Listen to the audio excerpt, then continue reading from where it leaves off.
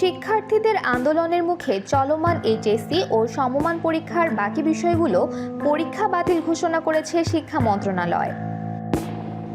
মঙ্গলবার 20 আগস্ট বিকেলে ঢাকা মাধ্যমিক ও উচ্চ মাধ্যমিক শিক্ষা বোর্ডের চেয়ারম্যান তপন কুমার সরকার সাংবাদিকদের এ তথ্য জানান।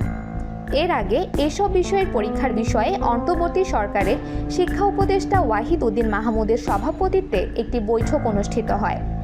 বৈঠকে সিদ্ধান্ত নেওয়া হয় বাকি বিষয়গুলোর পরীক্ষা অর্ধেক প্রশ্নোত্তরে অনুষ্ঠিত হবে, আর পুনরায় পরীক্ষা শুরুর তারিখ 11 সেপ্টেম্বর থেকে আরও 2 সপ্তাহ পেছানো হবে।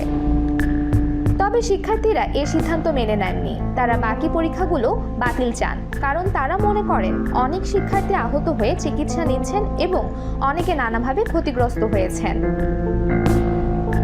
অবশেষে তাদের দাবির মুখে বাকি বিষয়গুলোর পরীক্ষা বাতিল করা হলো। ওই বিষয়